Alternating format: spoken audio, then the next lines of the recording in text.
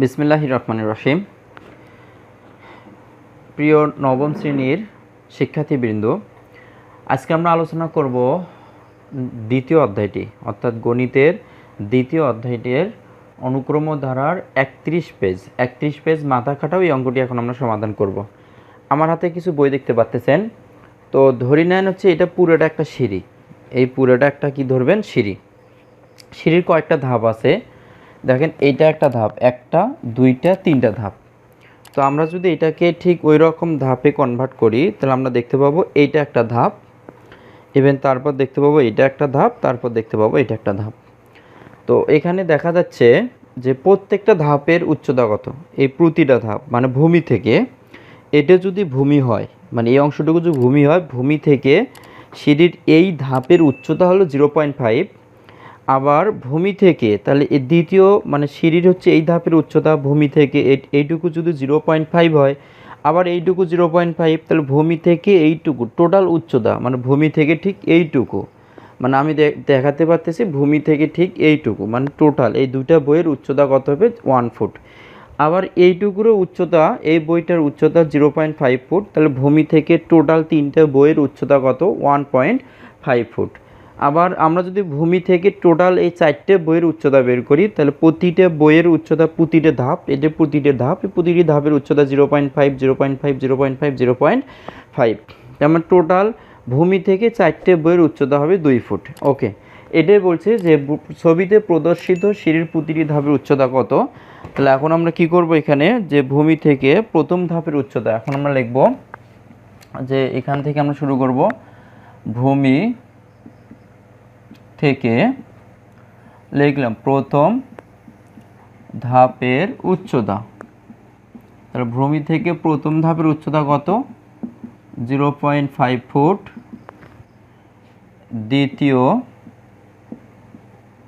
দ্বিতীয় ধাপের উচ্চতা 0.5 প্লাস 0.5 সমান কত ফুট, সমান 1 ফুট। তারপর আমরা লিখব তৃতীয় ধাপের উচ্চতা, তাহলে ভূমি থেকে কত পেলাম 0. তৃতীয় ধাপ বলতে ঠিক প্রথম ধাপ, দ্বিতীয় ধাপ, তৃতীয় ধাপ, তাহলে ভূমি থেকে তিনটা ধাপ, প্রতিটা ধাপের উচ্চতা 0.5।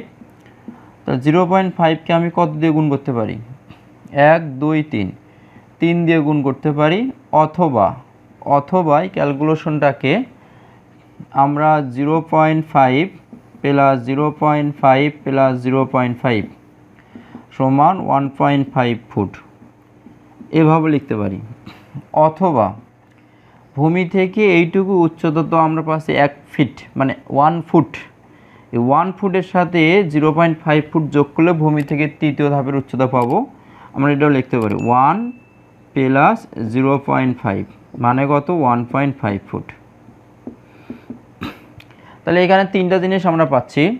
তাহলে একবারে 0.5 গুণন 3 মানে একবারে এইটা করতে পারি, অথবা এটার পরিবর্তে আমরা 0.5, এখানে যেহেতু ভূমি থেকে বলছে তো ভূমি থেকে তিনটা ধাপ, প্রথম ধাপ 0.5, দ্বিতীয় ধাপ 0.5, তৃতীয় ধাপ 0.5, তিনটা যোগ করে দিয়ে আমরা 1.5 ফুট বের করতে পারি। অথবা আমরা ভূমি থেকে প্রথম দুইটা ধাপের উচ্চতা পেয়েছিলাম 1 ফুট, আর 1 ফুটের সাথে কত যোগ করা লাগছে অতিরিক্ত যোগ করা লাগতেছে 0.5 ফুট। তাহলে 1 ফুটের সাথে আমরা 0.5 ফুট যোগ করলাম ইজ ইকুয়াল টু পেলাম 1.5 ফুট।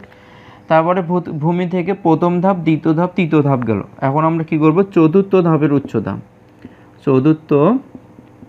চতুর্থ ধাপের উচ্চতা। তাহলে আমরা এখানে একটা করি, তৃতীয় ধাপের উচ্চতা পর্যন্ত পেয়েছিলাম 1.5 ফুট গুণন মানে 1.5 ফুট যোগ 0.5 ফুট, তাহলে এটা টোটাল কত হবে, এটা হবে 2 ফুট। ওকে, বা 2 ফুট। এখন এটাকে আমরা এভাবে অ্যান্সার করতে পারি। অথবা ভূমি থেকে প্রথম সিঁড়ির প্রথম মানে সিঁড়িটার প্রথম ধাপের উচ্চতা 0.5 ফুট, কয়টা ধাপ অতিক্রম করতেছে ভূমি থেকে, একটা দুইটা তিনটা ধাপ। তাহলে এখানে আমার তৃতীয় ধাপ ভূমি থেকে একটা দুইটা তিনটা ধাপ যদি অতিক্রম করি তাহলে টোটাল এটা হলো 1 2 মানে এইটুকু হলো 1, এইটুকু হলো 2, আর এইটুকু 3, আর এইটুকু কত 4। তাহলে এটাকে যদি আমরা 4 দিয়ে গুণ করি তাহলে পাবো 2 ফুট। তার মানে এখন আমরা দেখতে পাচ্ছি এইভাবে আমরা করতে পারবো। তো এখন এইভাবে আমরা ভূমি থেকে প্রথম ধাপ, দ্বিতীয় ধাপ, তৃতীয় ধাপ এবং চতুর্থ ধাপ, 4টে ধাপের প্রথম ধাপের উচ্চতা ভূমি থেকে 0.5 আর দ্বিতীয় ধাপের উচ্চতা ভূমি থেকে কত, ভূমি থেকে 0.5 প্লাস 0.5 যোগ করলে পাবো 1 ফুট। আর ভূমি থেকে তৃতীয় ধাপের উচ্চতা, তাহলে প্রথম ধাপ, দ্বিতীয় ধাপ, তৃতীয় ধাপের উচ্চতা 1.5 ফুট। আর ভূমি থেকে চতুর্থ ধাপের উচ্চতা এইটুকু আমরা পাবো 2 ফুট। ওকে, তাহলে ভূমি থেকে এইভাবে আমরা কয়েকটা বা যে কয়টা ধাপ দেওয়া আছে সেই কয়েকটা ধাপেই আমরা বের করে নিলাম। তারপরে প্রশ্ন কি বলছে যে প্রাপ্ত উত্তরগুলো, আমরা এখন প্রাপ্ত উত্তরগুলো লিখি। যে প্রাপ্ত উত্তরগুলো আমরা প্রাপ্ত উত্তরগুলো কি বললাম, প্রথমে ভূমি থেকে প্রথম ধাপের উচ্চতা 0.5 ফুট। তারপর আমরা যদি একটা অনুক্রম যেহেতু সেজন্য কমা দিয়ে লিখি, ভূমি থেকে দ্বিতীয় ধাপের উচ্চতা পেলাম 1 ফুট, ভূমি থেকে তৃতীয় ধাপের উচ্চতা পেলাম 1.5 ফুট, ভূমি থেকে চতুর্থ ধাপের উচ্চতা পেলাম অর্থাৎ 2 ফুট মানে 2 ফুট। তাহলে এইভাবে পেলাম। তো তারপরে এখন আমরা এইভাবে ডট ডট চিহ্ন দিলাম। তো এখানে আমরা দেখতে পাচ্ছি কি যে এখানে আমরা যদি ভালোভাবে খেয়াল করি দেখব প্রতিটি ধাপের উচ্চতা কত করে বৃদ্ধি পাচ্ছে, প্রতিটি ধাপের উচ্চতা তার পূর্ববর্তী ধাপের তুলনায় 0.5 করে কি বৃদ্ধি পাচ্ছে। তাহলে এখন লিখব যে প্রতিটি ধাপের আমরা বৈশিষ্ট্য লিখি এখানে, যে কি চাইছে প্রাপ্ত উত্তরগুলোর মধ্যে কোনো বৈশিষ্ট্য আছে কিনা। তাহলে অবশ্যই বৈশিষ্ট্য আছে, সেই বৈশিষ্ট্যটা আমরা এখন লিখব। ওকে, বৈশিষ্ট্য। তাহলে 1 নম্বর বৈশিষ্ট্য আমরা কি লিখব, 1 নম্বর বৈশিষ্ট্য লিখব যে প্রতিটি ধাপের উচ্চতা, আমরা লিখি প্রতিটি ধাপের উচ্চতা। তাহলে প্রতিটি ধাপের উচ্চতা পূর্ববর্তী ধাপের তুলনায়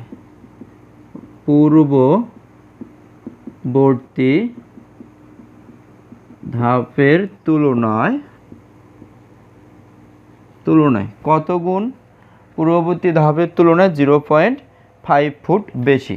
আমরা লিখব 0.5 ফুট বেশি। ওকে, তাহলে প্রতিটি ধাপের উচ্চতা পূর্ববর্তী ধাপের তুলনায় 0.5 ফুট বেশি। 2 নাম্বার লিখব। 2 নাম্বারটা এখন দেখেন প্রত্যেকটার সাথে একটা সম্পর্ক আছে, সেটা আমরা লিখব যে দ্বিতীয়, তারপর লিখলাম তৃতীয় ও চতুর্থ।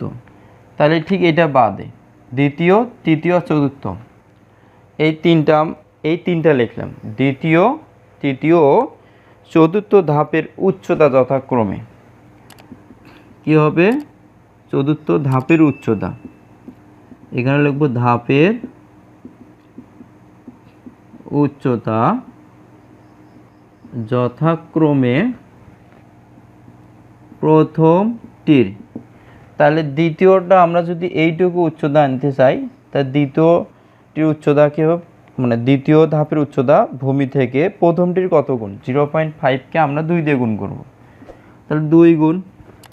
তাহলে এখন যদি এইটা আনতে চাই তাহলে 0.5কে কত দিয়ে গুণ করব, 1, 2, 3, তা ধাপ আছে 3টা, তাহলে 3 দিয়ে গুণ করলে পাবো 1.5 ফুট। তারপরে 3 গুণ চতুর্থ ধাপের উচ্চতা ভূমি থেকে, প্রথম ধাপ কত 0.5 ফুট, প্রথম ধাপ 0.5 ফুট। এটাকে যদি আমি 4 দিয়ে গুণ করি তাহলে 1টা ধাপ, 2টা ধাপ, 3টা ধাপ, 4টে ধাপ দেওয়া আছে। প্রতিটি ধাপের উচ্চতা 0.5, একে যদি 4 দ্বারা গুণ করা যায় তাহলে 2 ফুট পাবো। তাহলে দ্বিতীয়, তৃতীয়, চতুর্থ ধাপের উচ্চতা যথাক্রমে প্রথমটির, তাহলে প্রথমটির পাবো আমরা দ্বিগুণ, মানে দ্বিতীয় ধাপের উচ্চতা হবে প্রথমটির দ্বিগুণ, তৃতীয় ধাপের উচ্চতা হবে প্রথমটির 3 গুণ, চতুর্থ ধাপের উচ্চতা হবে প্রথমটির 4 গুণ। আমরা এইভাবে লিখতে পারি। ওকে, দেখা হবে পরবর্তী কোনো ভিডিওতে। আসসালামু আলাইকুম।